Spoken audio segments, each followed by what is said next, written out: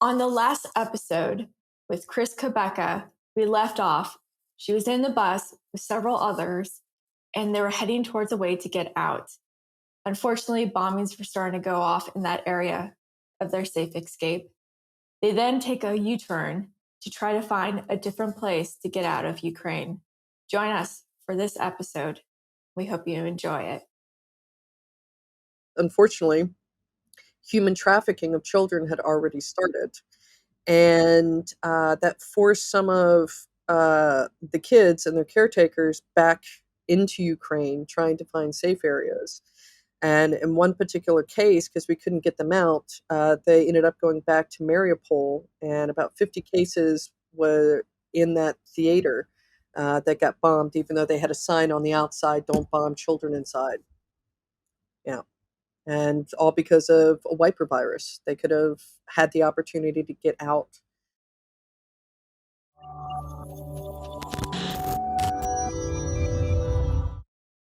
As we were finally through the Ukrainian part of the exit procedure, and we got past the sign for Romania that we had entered the zone for immigration there, it was kind of bittersweet because some people were obviously very happy, crying for joy because we had survived.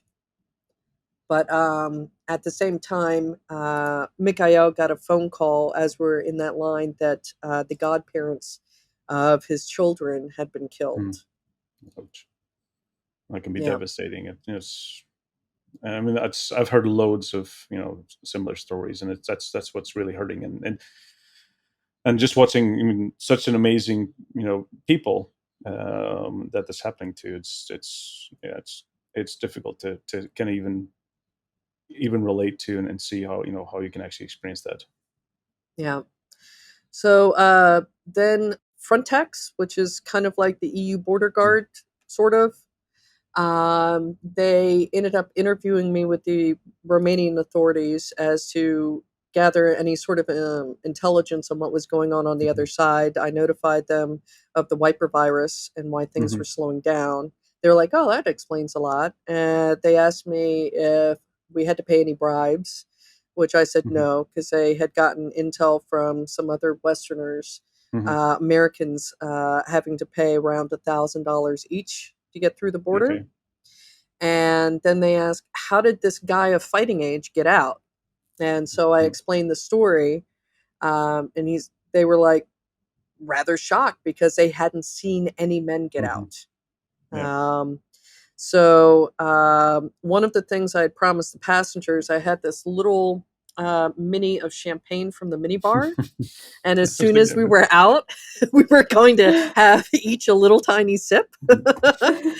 So we ended up doing that. And it also turns out that one of the Romanians with us is possibly the most famous Romanian, to the point where the SMUD emergency volunteers were like, "Can we take a picture with him?" So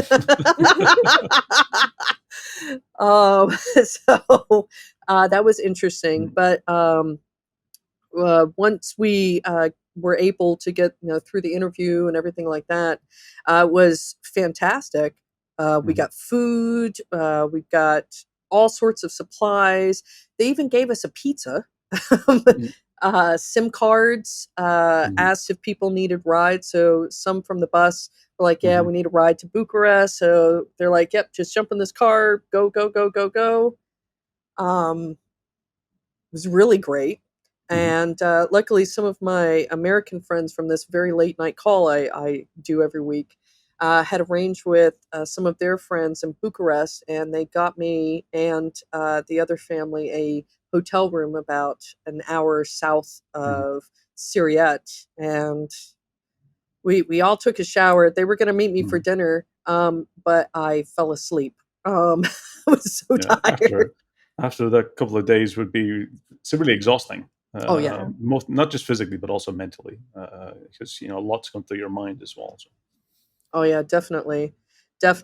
And I woke up at about 2:30 in the morning local time, and got a message from a friend, some former special forces friends, And they were like, hey, we got this guy Maurice in Mykola, Ukraine, and he can't get out. Can you help him get out? And I was like, yeah, sure. Whoever this Maurice person was, Maurice Creek, I don't follow basketball. Yeah, but I think it wasn't. I remember they were in Kharkiv or somewhere even further deep than you were. So I mean, that's quite significantly closer to the Russian border as well. Yeah. I think it was Kharkiv, wasn't it? That's where they were located. Yeah, we had some people in Kharkiv, Sumy, Mhm. Kherson. Mhm. Yeah. And their experience was even worse because when we tried to get the people out of Kherson and Mhm. Sumy, by the time they figured out what was going on, the Russians were already there because they were so close Mhm. to the border. Yep, and they can quickly circle those towns. I mean, I think Kharkiv is only 30, 40 kilometers from the Russian border, Yep. so it's quite close, and can you've already quickly overtaken. But it's yeah, not much time to react. No, no, not at all. Especially in the case of the international students, Hmm. they're not from Ukraine.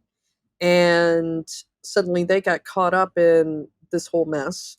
Some as young as 16, some with families because they were doing medical studies there Hmm. for a while, or other, different types of studies. A lot of computer science people, by the way. Hmm.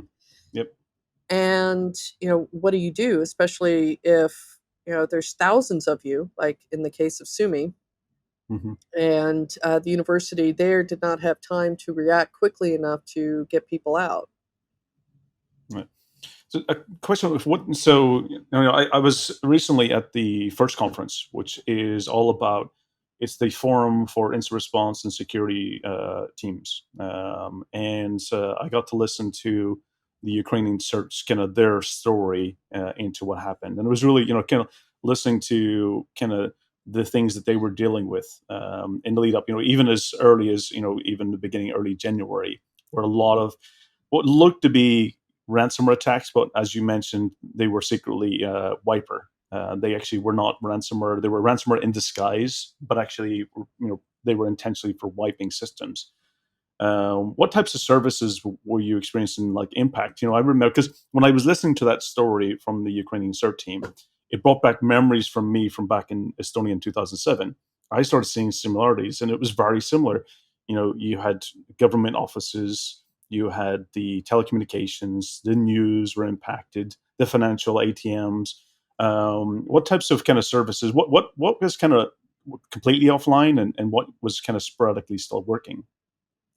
Some of the things that ended up being completely offline, and this was very unfortunate, were um, they ended up wiping the orphan database, so children in Okay. care. Hmm. And this became really bad because um, there were, a good deal of Hmm. orphanages in Yeah, Ukraine. Ukraine has quite a lot. Even with a good friends of mine, actually adopted an orphan from Ukraine quite 10 plus years ago. I'm just familiar that Ukraine does have a significant large orphan population, so it's that's devastating to hear that you don't know your heritage anymore or kind of where you came from. That can be you know tough for many people. Yeah, and Yeah, also and surrogates too. yeah, Yeah. A lot of children from surrogates in Ukraine. Hmm. yeah. So it made it extremely difficult to get those children out Hmm. of direct fire. Even like one of the organizations I was working with was trying to arrange putting them in care homes in Poland and in Romania, etc. But they couldn't get over the border because, unfortunately, human trafficking of children had already started. And that forced some of the kids and their caretakers back into Ukraine, trying to find safe areas. And in one particular case, because we couldn't get them out, they ended up going back to Mariupol, and about 50 cases were in that theater that got bombed, even though they had a sign on the outside, "Don't bomb children inside." Yeah. And all because of a wiper virus. They could have had the opportunity to get out, Hmm. and they weren't permitted. And it also led to issues especially in the east, for these humanitarian corridors. If the Russians showed up with buses, they then forced them over to the Russian side. And Yep. so there's, I think, over 200,000 children who have been taken to Russia. And some of them might no longer have identities and can't prove that they were Ukrainian. Yeah, I mean, this isn't the first time this happened. Even if you hear, from Estonia, there's the lost, hundreds of thousands of trains that took people from Estonia to Cybrary back in, I can't remember what years, but where people actually, shipped off to Siberia to do hard labor. And it's hearing that young children, don't know eventually where they've come from. It was just, it's unfortunate that in this year in society that those things continue to happen. Yeah, no, definitely. I mean, it's almost as if there's, these playbooks that occur when Hmm. it comes to Russia, the telecom, the banking, Yep. trying to wipe identifications out any way, shape, or form, taking people, taking Hmm. children, trying to affect any sort of satellite communications. That's another thing. They tried to take out Zelensky's satellite Hmm. communications, but the way that everything is interconnected, it ended up affecting the French space agency, Hmm. a ton of wind turbines in Europe, and also maritime traffic, because that's one of the ways that the large vessels communicate. Yep. DPS and satlinks. Yeah. Yeah. So, it affected much more than just Ukraine. Yeah, that was one thing that I raised with NATO, was that these kind of down, supply, types of attacks were, and there was quite a few of them that came through. Ultimately, I think it was the financial sector and communications that ultimately affected. I think it was Latvia and Lithuania, and I was raising the whole Article 5, question at the time. Eventually, I do get NATO's kind of response, especially from the cyber perspective. They did put a statement up, that indicating that there is a certain, it's not just a cyber attack happens in a NATO country, but it does have to have certain severity and a certain impact to society, which is where that kind of the response was. But I was glad that they actually made a response, because otherwise you're left in this gray, unknown area. But well, what if you do have a cyber attack? Is NATO ever going to respond? But they kind of clarified that it was all about the severity of it and the impact and also intentional motive as well would have also had to be there. So, but you're absolutely right. I mean, it's a question for you, for you as well, because I was going back and forward, and it was the community response was also whether this was a cyber war, and the feedback that I got that it was there was cyber elements, but it was much more of an information war. It was more about propaganda. It was more about you know altering the truth. What was the feeling that you had? Was it an information war? Or was it, did you see more of a cyber perspective? Well, I saw both. Hmm. And definitely there was a lot of misinformation going around. I remember we were at a hotel in Bucharest, and I think the second or third day that we were there, one of the hotel clerks made this flippant remark to me that only the wealthy people were able to get out of Ukraine. And I had been warned by my Romanian friends this is what was going around on Facebook, and it was complete BS. Hmm. And I told the lady, so you think that the family that's staying with me is so wealthy, they only have, a bag of clothes between them. But these were the types of things that were not only hitting into Romania, but also Bulgaria, Hungary. It Hmm. was particularly bad, Poland, etc., um, and Moldova. And when I was in Moldova last month, I went Hmm. between, was it last month? God, I'm losing track. Um, Between Moldova and Transnistria, Hmm. and there was a ton of it going around. But at the same time, whilst I was in Moldova, there were some very interesting things going on. Now, Moldova is not an EU or NATO member, but Hmm. they were getting hit with suspicious ransomware attacks that were actually wiping things. Hmm. Even though there's a law that was supposed to establish the CERT team in Moldova. The previous leader was pro-Russian, and basically inside information decided, since quote unquote Russia would never attack Mhm. us, to not actually build up that CERT team properly and give them Mhm. the resources they needed. So that was very problematic because Moldova barely has an army, much less a cyber defensive capability. And then when speaking with friends in Romania and also the NCSE, Mhm. Romania, it had gotten so bad in Romania, a NATO member, that they had to shut off access to government websites to anyone who was not physically located in Romania. And they were getting hammered, Yeah. absolutely hammered. It's the same as what happened in Estonia. 2007 was the only way we could at least maintain.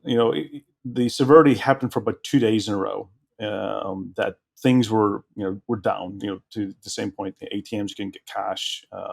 Websites were offline. Internet was slow. The only way to regain control was to really cut off the outside of Estonia. Is any inbound connection was you sever it. It means that if you're in Estonia, you could actually access other sites around the world. But if you were in, let's say, Finland or Sweden, you couldn't access Estonian sites. And that's definitely, I mean, that's, one of the responses I've seen. And it seems, that even today, it is the way to kind of at least maintain some type of control if you are being bombarded, and especially not just wipers, but DDoS attacks, which also have been, probably one of the most popular techniques that's been used. Just looking at here, I think the cyber attacks that we used were things like phishing was actually there was about I've got a list here. It was like over 300 phishing attacks, malware distribution, DDoS, exploiting vulnerabilities, account compromise, and network compromise. And they were targeting the telecommunication IT infrastructure in Ukraine, energy sector, commercial, financial, military, government. So that's what you have to deal with, especially all of those types of industries being impacted. And that's not; these are not just impacting government sites; these are citizens' services that you can be very dependent on today. Yeah, Chris, exactly.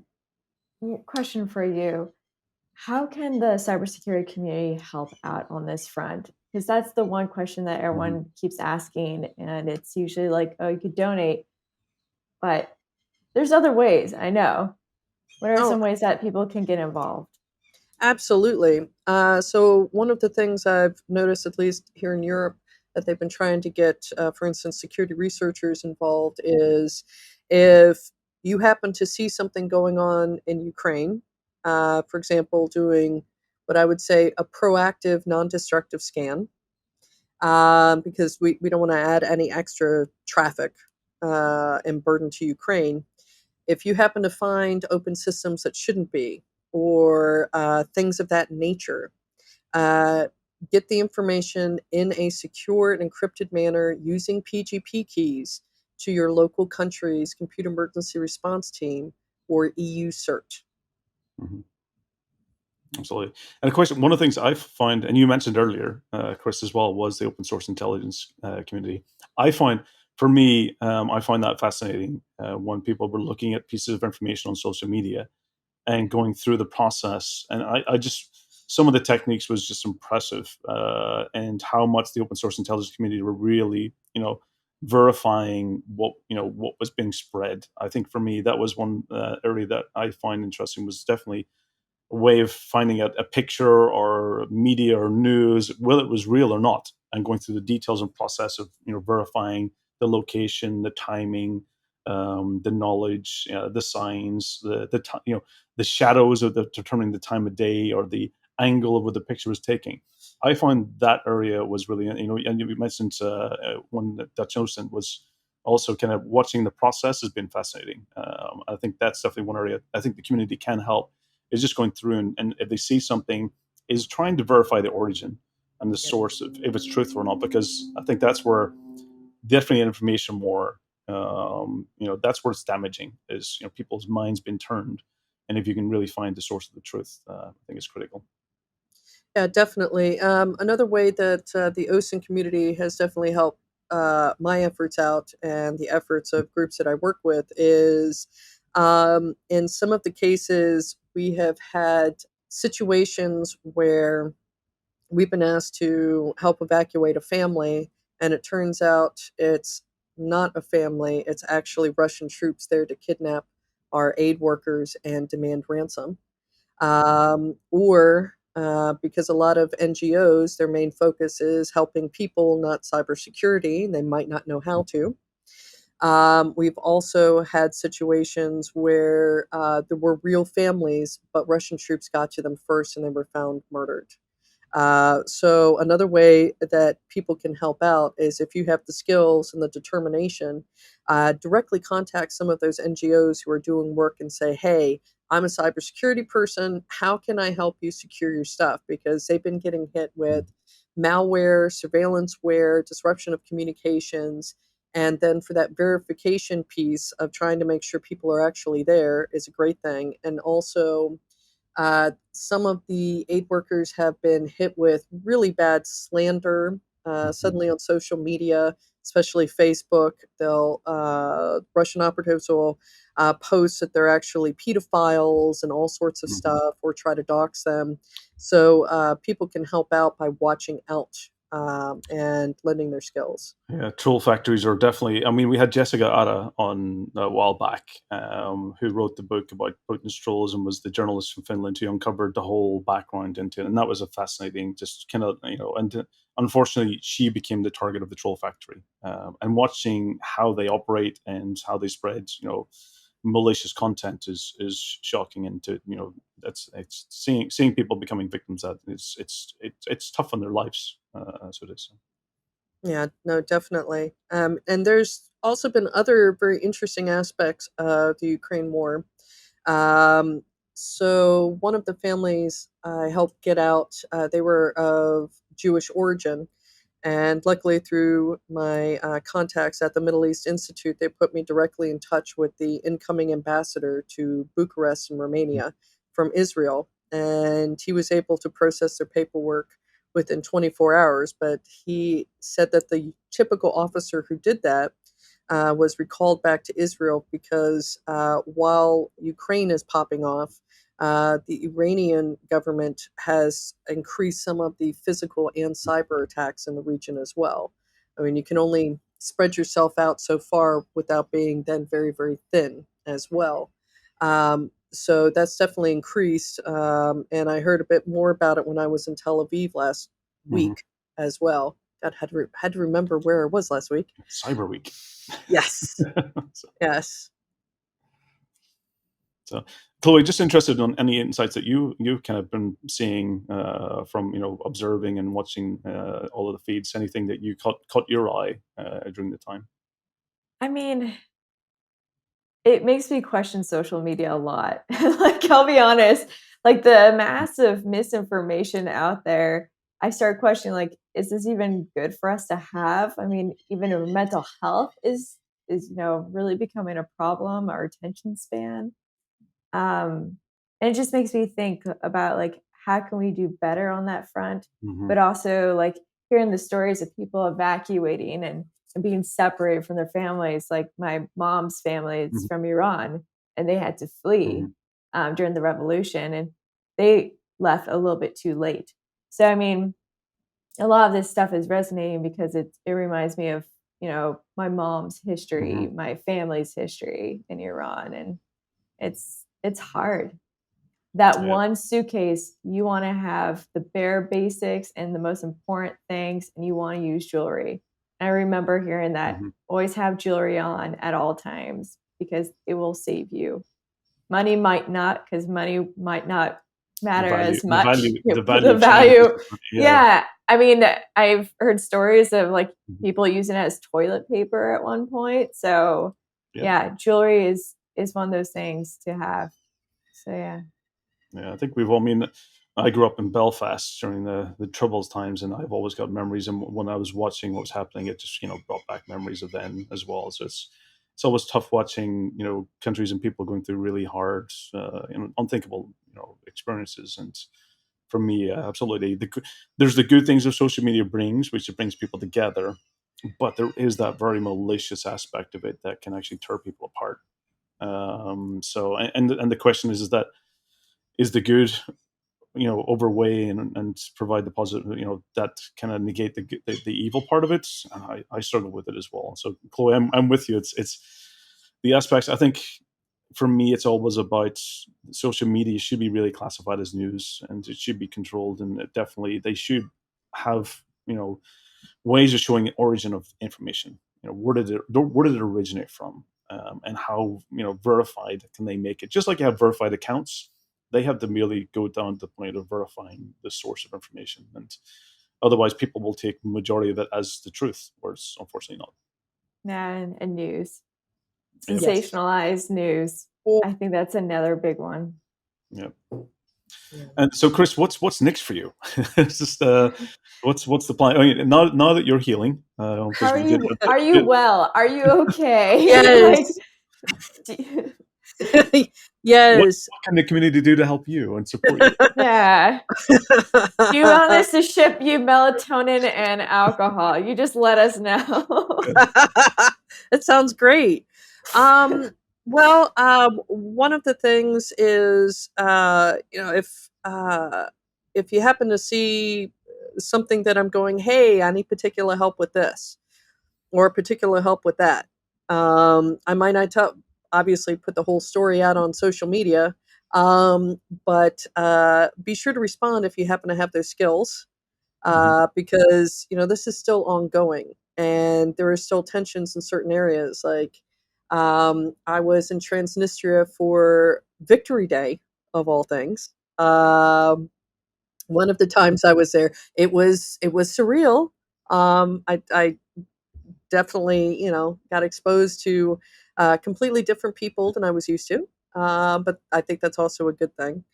Also, on the social media front, like, Chloe, try to make sure that before you go, hey, let me spread this thing out, that it's actually real, because that's quite important. Because once it gets picked up by the algorithms, no matter how fake it is, it can become real to a lot of people. It can also be latched onto by various conspiracy folks, like Q is very big into Yeah. this.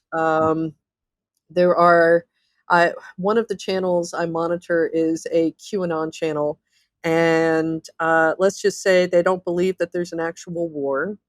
Yeah. And yeah, there's all sorts of things they believe. Try not to feed into that, because it's an easy trap to fall into, where somebody picks up your social media, runs with it, and then a whole bunch of people, oh, it can be terrible, absolutely terrible.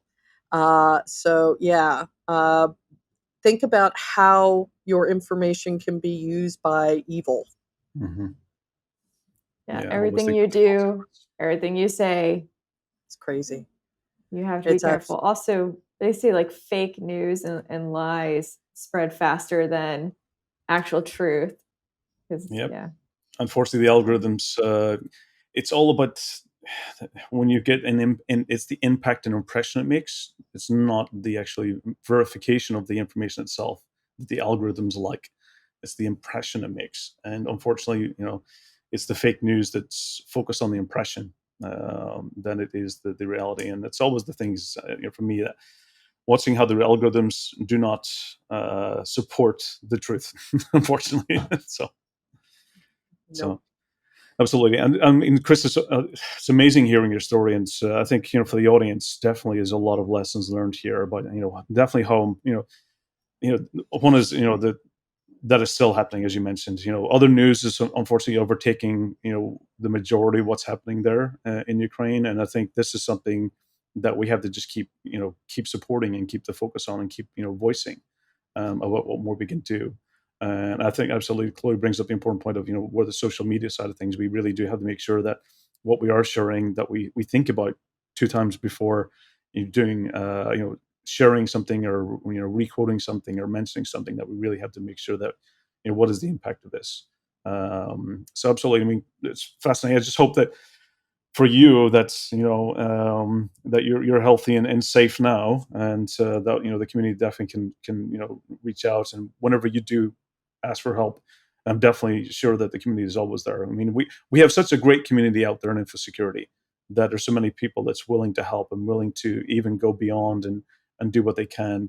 So definitely when we see anyone in need or anyone that knows somebody else in need, we're definitely there to help for sure. Any final things, Chloe, that you have that you would like to kind of ask Chris or any? I mean, like, I have loads, but I mean, I can always message her. But I mean, like, and everyone, if you have questions after hearing this or seeing this, message her. Like, Chris responds. And yeah, I always come to you, I think, or whenever I see at a conference, it's always like a new story I hear. And yeah, it's fascinating, but it's one of those things where I feel like we should talk more about in InfoSec is all these other issues that you bring up today. It's the impact that InfoSec has in society. That's what really comes down to is that, yes, we see data breaches all the time, but when it impacts, when the experience that Chris you mentioned, when you can't get money from an ATM, that's a real impact. When orphans lose their history and their society where they came from, that has real impact, not just for like a day or two, but for a lifetime. And this is really where it comes down to is that I think infosecurity is one element that we talk about in the news, but I think the ones that happens on every day that has real human impact, I think that's the ones that we really need to be bringing up and discussing about what can we do to make sure that can happen. Can that happen in the future? Or what can we do to make sure that we reduce the possibility of it happening? And I think that's where we can all focus our energy and attention. And I think Chris brought up the point, I think at Cyber Week as well, that we had to think about the humans.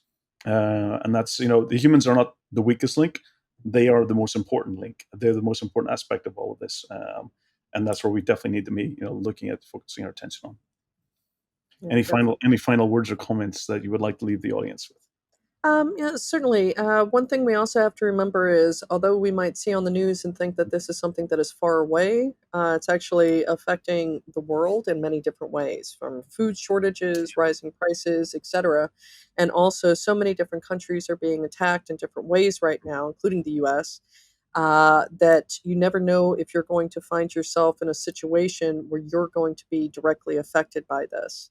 So keep that in mind, and also try to have as much empathy as you possibly can towards the situation, because I certainly did not, wake up at the first of this year and go, "Oh, I think I'll help discover the world's first Geneva Convention violation via malware," and have to flee a war. So you don't know what's going to happen, especially since, digital weaponry gets proliferated around the world and moves at the speed of light. So definitely remember the humans, and that you are human, and that this affects us all. Absolutely wise words. Many thanks for having you, Chris. It's always great to hear your stories and listen to your experiences, and you've got such a wealth of knowledge to share. So I really appreciate it, and thank you for joining us again on the show. And I definitely make sure that I'm definitely won't be the last time. I'm sure there'll be many more opportunities to chat with you again in the future. And Chloe, great having you as the co-host and join me on the episodes going forward. So definitely for the audience, stay safe, lessons learned, make sure that you keep an eye out, when anyone's in need, let's do what we can to help them. So this is another episode of 401 Access Denied. Stay safe, join us every 2 weeks, and look forward to seeing you all again in the future. Thank you very much. All the best.